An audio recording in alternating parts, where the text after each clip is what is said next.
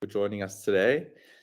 We're just going to give it one more minute to let everyone sign in and join the webinar, and then we'll kick off at 1 minute past, or maybe 2 minutes past.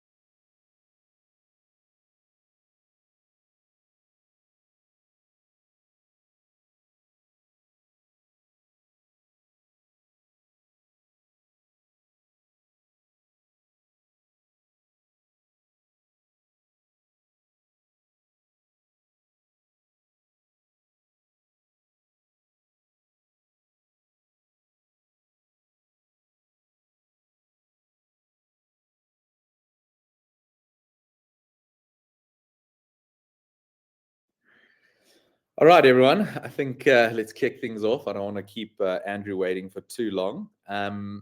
Thank you all so much for joining us today. My name is Tyler Hollingsworth. I'm the Director of Business here at Sable International Study Abroad Sports.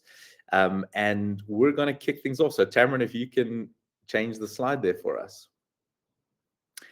All right. So guys, what we're going to do today is we're just going to run through the agenda real quick. We're going to first start off with introducing you to Andrew Pearson, and he's going to tell us a little bit about himself and his children. And then we're going to talk about who Sable are. We're going to speak about the USA study abroad process, the admissions, what you got to do to apply and get into American universities, the different types of college sports that you can play and the setups, the different types of associations, what it costs the average student to study with and without scholarships. And then we're going to walk you through when you should start thinking about this process, if this process is of consideration to you. So, Tamron. Awesome. So, guys, this is Andrew Pearson. We assisted his eldest daughter, Samantha. She's at Wingate, and we're currently helping his son, James. So, Andrew, I don't know if you want to introduce yourself and tell us a bit more. Yeah, evening all. We're a South African family that lives in Johannesburg. I'm an engineer by trade, and my wife is in the TV industry. Both our children were are at private schools in Johannesburg. Sammy was at St. Mary's, and James is at St. David's in Nanda. Both Sammy and James were sort of first team players, but not necessarily exceptional players in what they did in both their sports. Samantha played hockey for St. Mary's first side, and James plays rugby for St. David's first side. But beyond that, they were just passionate about the sport. Neither of them played provincial or for their country, and both of them were above average students academically. And James is at present writing his matric, and Samantha's going into sophomore year at Wingate. Awesome. Thanks, Andrew. We'll get into a lot more questions a little bit later. So, Tam, if you wouldn't mind just jumping to the next slide.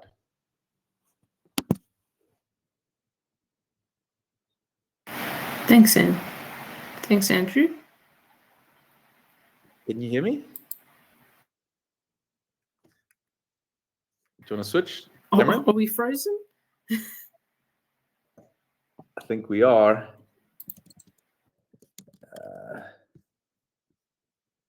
Next slide. If you guys can hear me, there we go. I think she read my comment. I think I'm going to have to communicate with her on chat. All right, guys, just to give you a quick background as to who Sable International are. Sable are an international business, proudly South African, was started by South Africans. It did begin as a company called First Contact in the UK. There are 15 businesses globally, different business departments. A lot of you may know Sable through their immigration business. This is their biggest business and most well known, but it's definitely not the only business that Sable does. So, there's lots like wealth management and tax and property. There's a whole host of them, and we are the newest addition to that business. We joined about 3 or 4 months ago in April, We're very excited about partnering up with Sable and taking them to new heights. So many of you, and Andrew will know us through our previous name called Aspire Atlantic. Same people, same employees. We brought all of our students across doing the exact same thing. We've just got a global brand behind us. So we're very excited to be a part of Sable. Tam, if you can hear me, can we go to the next one? Okay. Gonna keep typing. Next. Okay,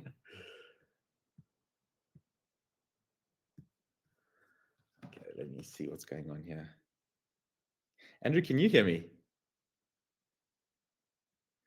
Okay. Let me try and call Tamaran. She's lost connection. All right. I'm just gonna WhatsApp her so we can continue. Tam, can you hear me? I've lost connection, eh? Okay, so we're online. I'm just gonna patch you in with my phone so you can still hear. So yeah, thanks. Yeah, so guys, as you can see on your screen, we're going to talk a little bit more about US universities. So America is a huge place to study. A lot of people don't know this because South Africa is relatively small. There's only 27 institutions of higher learning in South Africa. In the UK, there's about 160 universities and different universities and colleges. But in the States, it's over 4,500. The degree duration is also slightly different. In the States, it's 4 straight years, whereas in South Africa, it's 3. And if you get good academics, you will then get invited to do your honors year. In the States, it's just a 4-year internationally recognized honors degree. Now, a lot of parents, when they enter this process, they hear the word college being thrown around a lot with regards to the USA. Now, there is a difference between a university and a college, but not the same as you would understand it within the South African context. So a college is in South Africa is generally much more technical and like a TVET, you get a diploma or certificate. In the States, a college and a university are absolutely identical at the undergraduate level. The only difference at a university, you can continue studying. So it's not like it's a better or worse degree. It's the same. It's just the college ends after your 4 years of getting your internationally recognized bachelor's degree. There is a third type. So Tam, if you can hear me, would you mind just switching to the next slide? There's a third type of university, or sorry, not university, institution in the States called the junior college. Now, it is becoming very, very popular. Studying in the USA is becoming very, very crowded. So we're seeing more and more of our students select this willfully, going to junior college. It's easier to get in. It's a lot cheaper. But what you get at a junior college, and you can see on the bottom left of your screen, is that you get what's called an associate's degree. Essentially what an associate's is, it's the first 2 years of a bachelor's degree. So universities, colleges, and junior colleges all grant associate's degrees. Junior colleges just only, they don't go further than that. Now, what's nice about this process is that it's not only is it cheaper and easier to get in, but because of the ferocity and level of college athletics, a lot of very, very talented athletes who don't make it professionally, they often get their academic requirements wrong. And parents and athletes don't know this. So they get to matric and they start looking at America and it's too late. So they are forced almost to go to junior college. But what's nice is that they can go there for 6 months or 2 years or however long they want to. And then those league requirements at your universities and your colleges fall away.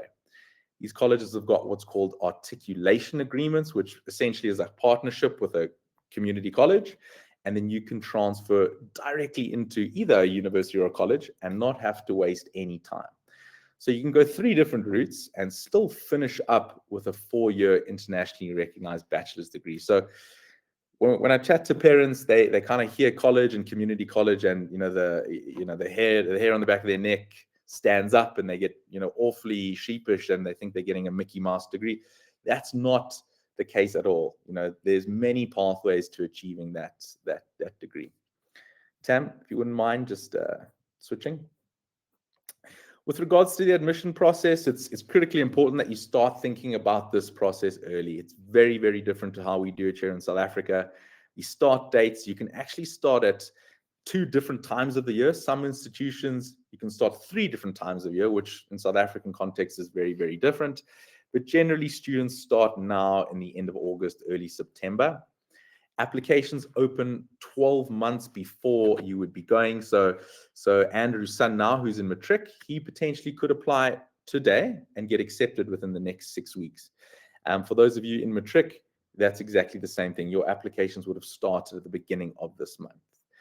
Due dates, also a little bit tricky. I'm not going to get into too much of the details, but there's 4 different rounds. There's a regular round, just like in South Africa. You just apply, and there is a cutoff date, something called rolling admissions, which is always open until the university is full, which can be tricky because the good universities fill up very quickly. So you need to be on your toes there. And then there's something called early decision or early action rounds, which are very, very tricky. I'm not going to get into those details. They just end in November. A lot of the great universities use the early rounds as a differentiator. They only want students that are academically prepared quite early on. So if you are an outstanding academic or student, just make a point of applying in the earlier rounds. And then acceptance letters are generally 6 weeks after the application deadline. So not once you apply, but when the deadline closes, that's when you'll hear back. Tam? There's a whole host of things that you'll need to study in the United States. You'll need your report cards, not from 11 and 12. You'll need them from grade 9 to matric. You will be applying with your end of grade 11 and mid-year matric results. So you will get conditionally accepted, and you'll have to submit your final reports once you've been conditionally accepted. So don't think you can't apply without your matric results. You absolutely can. You'll also need to convert those results to what's called a grade point average. There are 2 different formulas that you can use. There's the NCAA formula, which we use, and then there is a different formula, which we send the report cards off to get independently evaluated.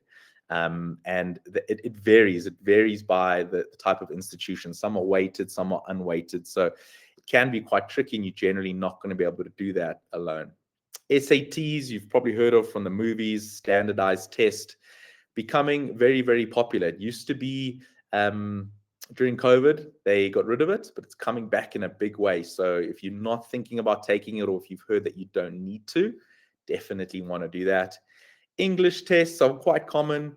And then the last 3, personal statements, recommendations, and interviews, are how the elite institutions pick. Right. So, for example, Stanford get about 65,000 applicants a year, and about 40,000 of those are academically eligible. So they use your essays and your recommendations to really differentiate you. So a kid who's got straight A's versus a kid who's got straight A's, one's got glowing recommendations and the other doesn't. That's generally how they pick. And if they cannot, they'll invite you for an interview, either online or with an alumni in South Africa or wherever you guys are based. Tam? College sports, a lot of people are on this call today because their kids are athletes or they're interested in playing sports. Facilities in the USA are second to none. I'll give you a personal experience. So I played soccer growing up. I'm 35 now, but I'll share my experience. So I played at SuperSport United, which is one of the PSL academies.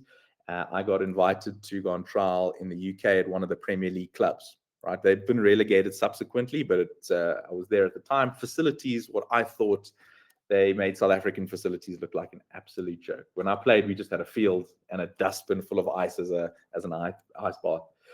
In the States, I went to a Division II college. My facilities were better than the Premier League's facilities. That's the type of infrastructure you're going to get in college. Just they invest on another level. Parents are generally terrified in this process. They know that their students are going abroad to be student athletes, but the kids are always talking about their sports, and parents are scared that academics are going to fall by the wayside. The academic support for athletes is incredible. Often there are online classes that you can take and you can review your lectures, and there's support on the road. Often teams have what's called study hall, where students will be required to do a certain amount of hours every day as a team studying. So they definitely are going to be required to get good grades. Sports medicine is completely free. Strapping, taping, x-rays, doctor's appointments, generally covered by the institution. Not every university does this, but the majority of the good ones are going to have all their athletes covered. not for injuries outside of their sport. So if you kind of get a cold, then you're going to have to go to the doctor. But if you pull a hamstring or you tear a ligament, all of that will be covered by your university. And then on the far right of your screen, guys, is something called NLI, which is an exciting development in the last 2 or 3 years, where athletes actually can be paid.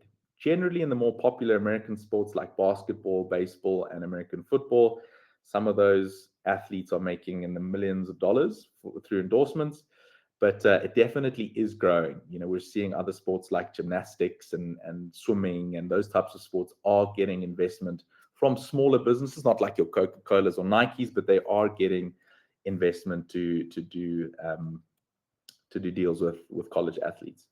So Tam, next slide.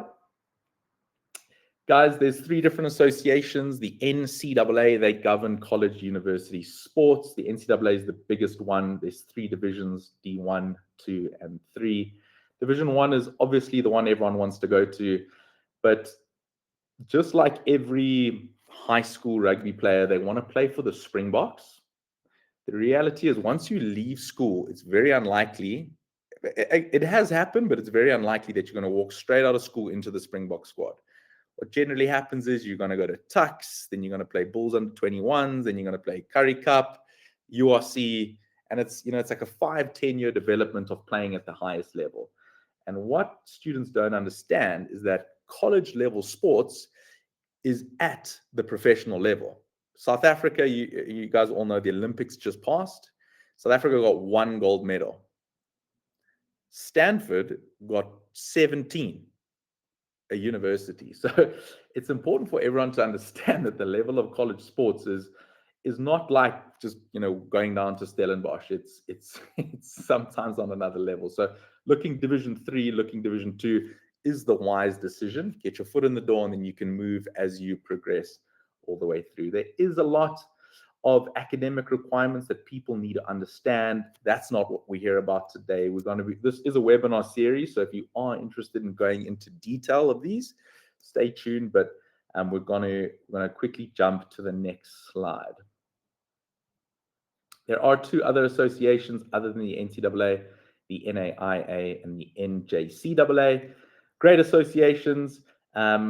And for now, just realize that you can play in multiple different leagues at college in the United States. Tam?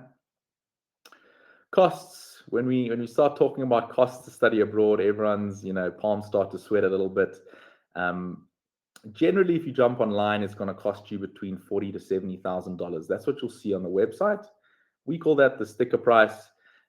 Generally, not what our students are paying. If you do apply to our program and you get accepted, that is going to come down. Either you're a very good athlete or your academics are very strong. And we understand from the evaluation process whether you're going to get some sort of a deal, and we can kind of forecast and estimate what you're going to get.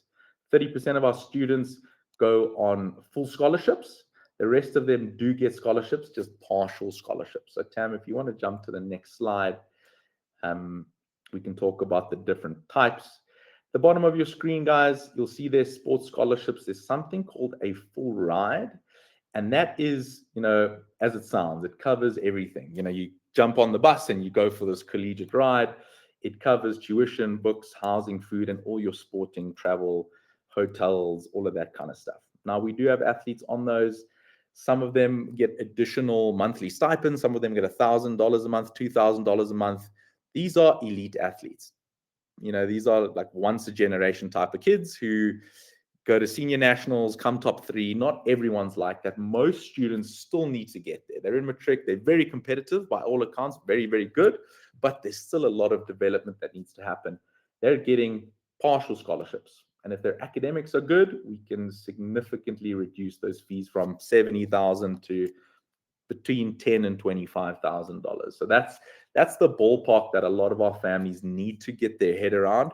Anywhere from $10,000 to $20,000 to $25,000. That's generally what our very talented athletes are paying with scholarship. Okay. Tam, with regards to when to start considering this, if you are just an academic student and you're looking to study in the States, it's fine to come to us in matric. absolutely normal. That's the regular thought process, and we can assist you. If you're an athlete, it's very, very different. You want to start considering this process from about grade 10.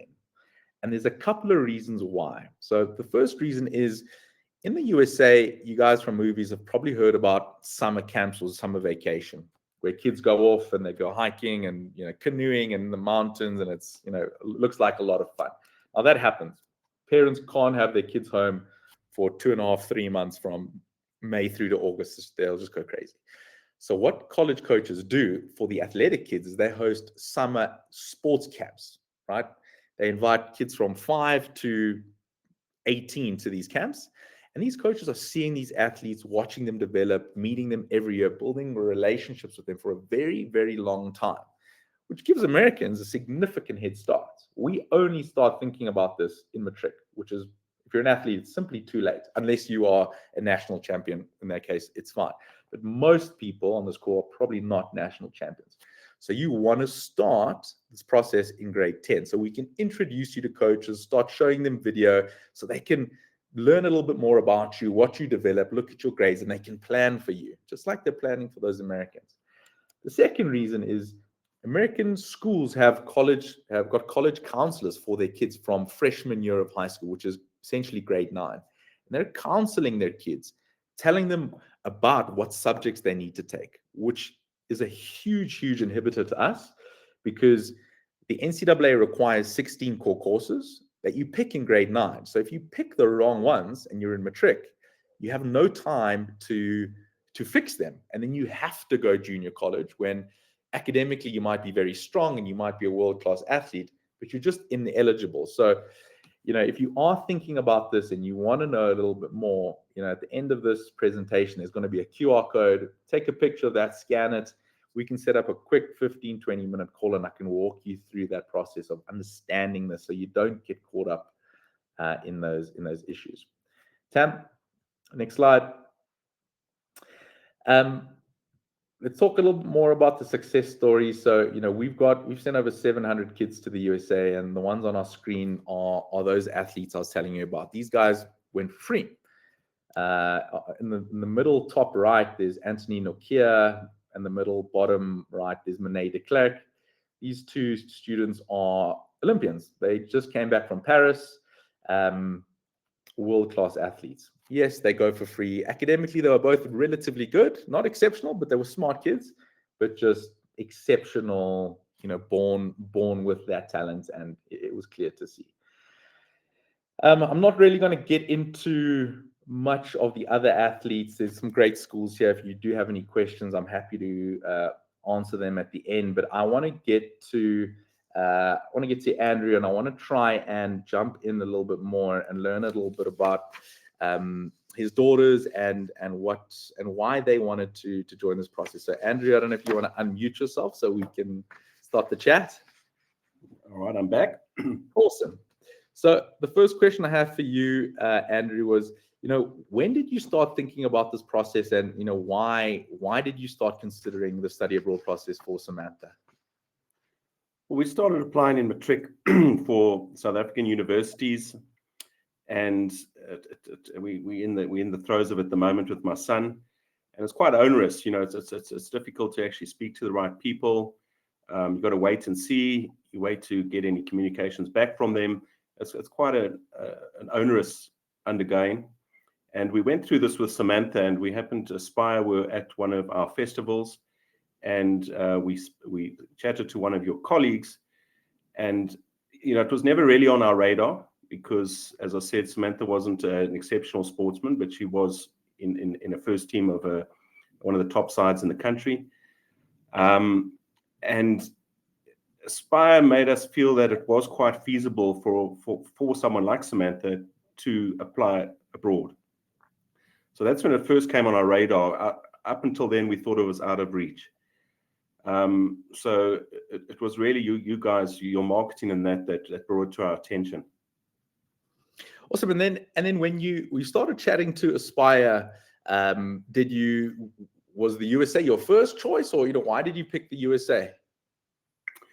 I think the USA is because of the to get in on a sports scholarship seems a lot more doable than it would be European or the UK. I stand to be corrected, but that was our feeling, that it was more suited to get into the US varsities with a sports scholarship. If you wanted to apply for the UK and Europe, it would be mainly on academics. Yeah, absolutely, 100%. So when Aspire merged into Sable, we opened up that whole UK European arm of our business, which we currently run.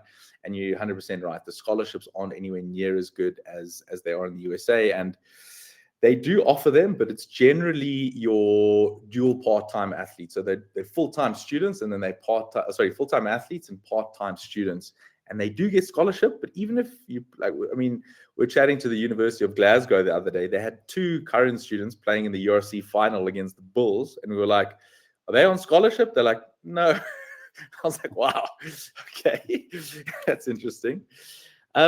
So what were some of the challenges you guys faced in the process of getting Samantha into university abroad? So we weren't aware of what varsities were available in the States, besides the Ivy League colleges that we've all heard of. And as you say, there's over, 4,500 colleges. So, we weren't aware of what was available and to what extent it was accessible to us. And that's where using you guys actually was a pleasure. You had an in, you had a fit for what Samantha required, according to her capabilities. We didn't punch above our weight. And I think you guided us in the right direction as to where we should be applying and how to go about it. Otherwise, I think we would have been a bit adrift, not knowing, I don't think it's insurmountable to do yourself, but it's definitely, you guys know the lay of the land and which doors to knock on. And I'm often on the Sable International Instagram account, and I did see that you were abroad with Samantha. How was your trip to the States, and what were your thoughts on campus and your trip? Yeah, so last time we were there, we checked Samantha in a year ago as a first year, which was quite daunting. This year around, she's more familiar with the campus, as are we. It's nice to get a lay of the land. She's moving into digs. So I assisted her in moving into the digs, met all her teammates, met the coach, met the boyfriend, and again, managed to travel around the States a bit with Samantha to get the lay of the land. It was really nice to see firsthand. And where she is at Wingate is 4,500 students. So it's quite an intimate college, and she really is part of the college. She's everyone knows everyone. It's a lovely community to be part of, and for me as a parent, it was nice to see that. And when she first got there, what was it like for her? Did she struggle initially, and how long did it take for her to kind of adapt to the culture and the academics, and was she able to balance her academics and her sport? I've seen that the first week they went there, it's called Hell Week, and they train and they do all their fitness tests and all that. So it really bonded the girls as a team. And there were a few Dutch girls, 2 South African girls, and I think the rest were from the States. So that definitely solidified them, nothing like hardship. And at the end of the Hell Week, they had been quite a tight-knit group of girls. And the team had about, I think it was 30 odd players. So, everyone found their niche or their place in the team. And I think going in without being part of a team may be a hell of a lot more difficult than actually being part of a sport team. I think being part of a sport team definitely assists you in fitting in and getting the lay of the land and being part of a group of people on campus. Initially, at least on the first year, it's very beneficial. And then how did she manage to play sport and study? Were academics still at a very good level, or did she struggle a bit? She did very well, actually. She's just been offered, it's called the National Society of Leadership and Success, which they offer to the top students at the varsity. So she got that after her first year. Again, she's not studying rocket scientists. She's studying strategic communication, which is public relations, which she, the team itself actually push academics, and they're quite boastful about, they publish the marks of the girls in the team who have been academically successful. The hockey season is only 3 months of the year, August, September, October, November. And then the rest of the year, it whittles down and they just train off season. And I see that as a positive. It's really a healthy lifestyle. There's no drinking under the age of 21. It's a very fitness, healthy environment, which they encouraged, obviously being part of a team. And for me, that's a big part of it is you have the facilities, you're training as a team.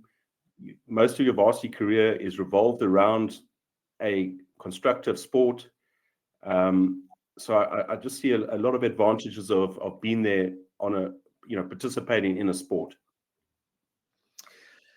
And then just going back a couple of steps, when you guys were going through this process of deciding, okay, we like Aspire, we want to join their program and we want to send our daughter abroad, what was the thought process as parents? Were you and your wife on the same page? Did you have many disagreements? What was that process like? Well, we had to get Samantha to buy into it. And once she bought into it, it was really what she wanted more than what we wanted. And it's something that she became quite passionate about and something she wanted to do. She just felt that she wanted to change. She thought it was she had heard of what people had done abroad, and I think she just wanted the experience. So she drove it more than we drove it, as far as wanting, we'd be more than happy to have her down the road at a local university, but it came from her, and we didn't have to sell it to her. She sold it to us, and then once we were sold into it, Aspire assisted us in the going in the right direction. And then when she got there, what was the communication like as a family? Was she constantly in communication with you? Were you kind of juggling the time zones? What was that like? No, we speak to her more than when she was here. We speak to her, my wife speaks to her nearly every day. WhatsApp is very convenient. If she's walking to class, they got to walk from, it's a 10-minute walk. She would phone home if she's walking by herself. So we actually are chatting to her consistently. Obviously, she was back in the summer holiday in South Africa, which is a 3-month stint. She went back to be with friends in the States for a month of that. So we saw her consistently for two months. She was at home, which is also very nice. And again, I was fortunate. I had a conference now in the States, and I managed to go over and spend some time with her. And it was very good quality time. We traveled around the States together. To date, I think Samantha in a year has been to 8 states in the US with friends, teammates, and she really managed to get around by just the friendships that she has in her team. Well, that's amazing. So she's not only just traveling with the team and getting an education and playing sports, she's also getting to see the States with her teammates. They probably live in different states, and she goes home with them on the weekends and holidays, stuff like that. Yeah, as you know, she's based in Charlotte in North Carolina. She's been down to Tampa, Florida, Philadelphia, Atlanta, Nashville. And they're all friends I dare say a foreigner's a novelty. But they're all very accommodating and very glad, very happy to have her and accommodate her for a period of time. Now, this might be a bit of a controversial question, and it wasn't on my list to ask you this, but we see in the news quite a bit, the negative headlines about the USA and the Americans as people. What's your perception of the USA and the people in the States? They're not South African. They're definitely not. I always, to be honest, I always found they're very sort of superficially nice, overly nice initially, and sort of it wears off quite quickly. I do a lot of business with guys in the States, and the guys I do business with are very down to earth, lovely guys. They're all in the Tennessee area. So generally, I do find that a bit. I haven't befriended any Americans as much as Samantha has. I spent some time with her boyfriend's family this time. They're also lovely people. So I think it is quite, it's not, it's obviously can't paint everyone with the same brush, but it can be states, different people, different. I know speaking to guys moving down from Philadelphia down to North and South Carolina, people a lot more friendly, a lot more open and accommodating. Yeah. They're very initially they were very accommodating and as I say, very friendly. But it does seem like a bit of a veneer on occasions.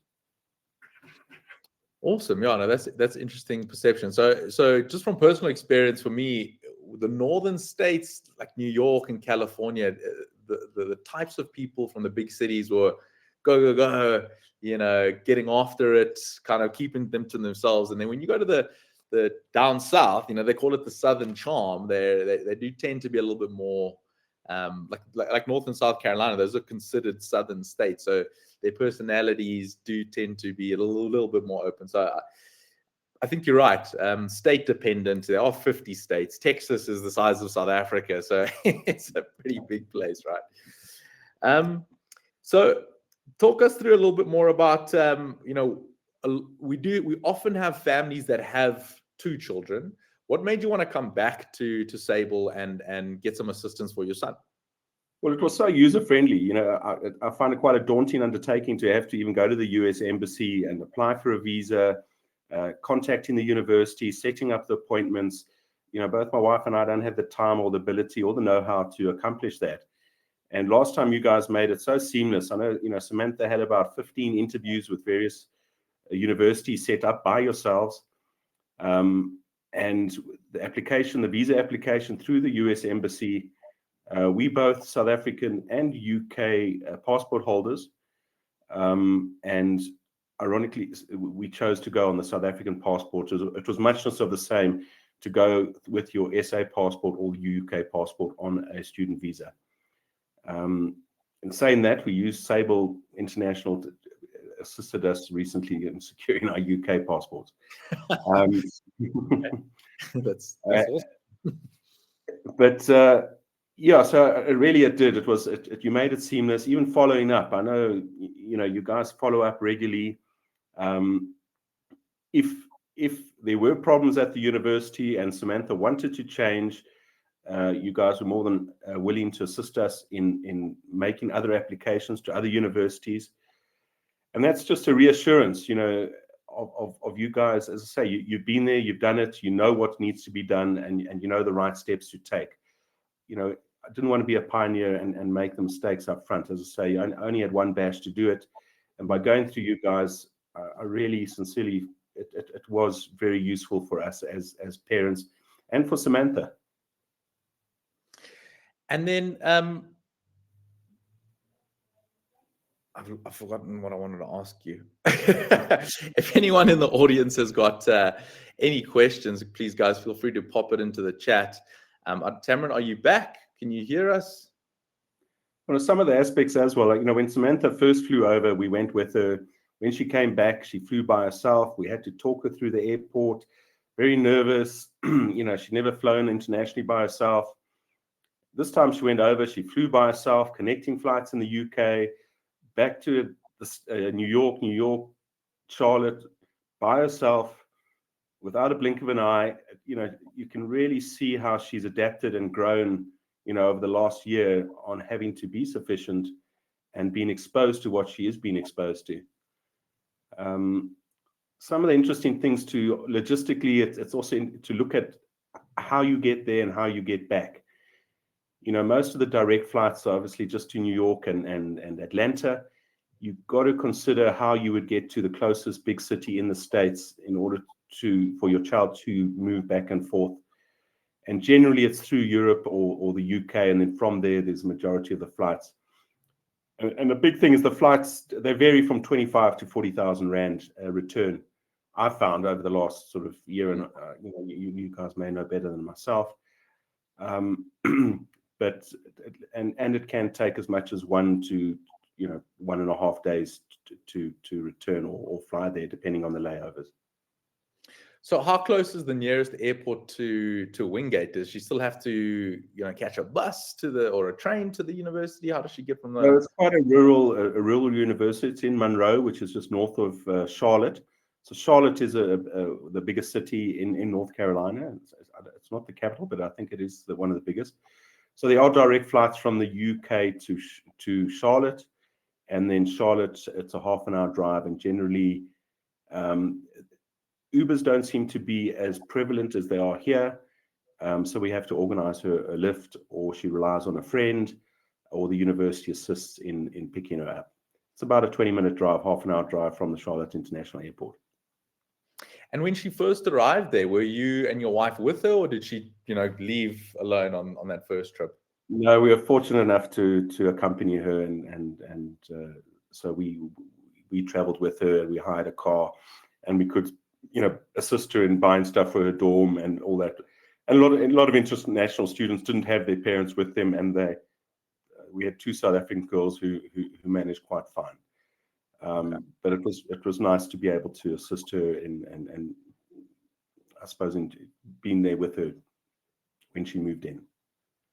And did you communicate with the coaches beforehand? Did they meet you at the airport, or did they just meet you on campus?